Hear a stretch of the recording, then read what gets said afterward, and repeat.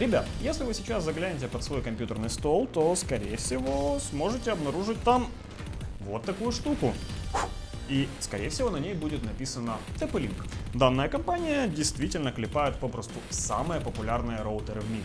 Но на определенном этапе кому-то в руководстве этого показалось мало, и они решили выйти на рынок смартфонов.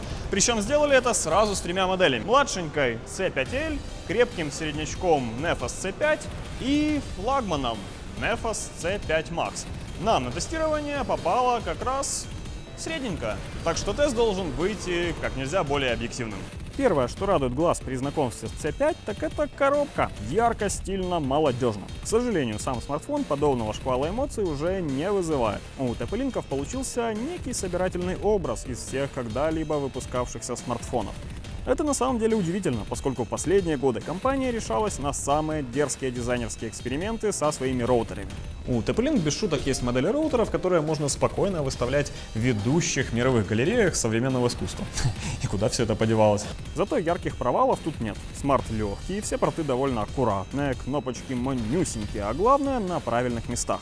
Вот только границу серой рамки с логотипом на какой-то сантиметр не дотянули до экрана. Так бы было логичнее. Смартфон не назовешь экстра шустрым. Перемещения по столам и заходы в программы осуществляются быстро, но после тестирования десятков флагманов довольно сложно согласиться на компромиссы. Но, чем примечательна данная серия смартфонов, даже на младшенькой, без видимых проблем запустятся и будут нормально бегать абсолютно все современные игры. По экрану особых претензий нет, разве что уже на второй по старшинству модели хотелось бы видеть Full HD разрешение. Ну а говорить показатели экрана младшенькой нам, признаться, даже как-то стыдно.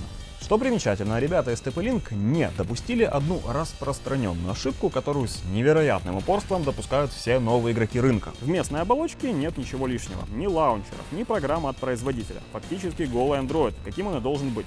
Хотя, зайдя в список всех программ, вы получаете возможность моментально очистить всю память. Фактически эта кнопка просто закрывает все программы. А нажав вот сюда, получаете доступ к темам, виджетам и эффектам. Еще один интересный момент. Новые приложения, которые вы ни разу не запускали, подсвечиваются жирной красной точкой. Лично нам такие минималистичные вмешательства пришлись очень даже по душе. Более того, есть и управление файлами с доступом даже к APK файлам для любителей покачать пиратские игрушечки. Слабое место Nefas C5 — камера. Если вы любите делать качественные снимки для соцсетей, данная модель не для вас. Цвета неприродные, четкости нет, беда даже со снимками при хорошем освещении. В целом, в TP-Link сейчас затеяли игру, в которую играет огромное количество производителей. На мобильный рынок заходят даже такие гиганты, как Intel, и терпят ежегодные колоссальные убытки. Но имидж и возможность вероятного прорыва не дают им уйти со сцены. Что касается конкретно компании TP-Link, то у них вроде как есть очень хитрый план по расширению линейки своих устройств для умного дома, а смартфоны должны занимать во всем этом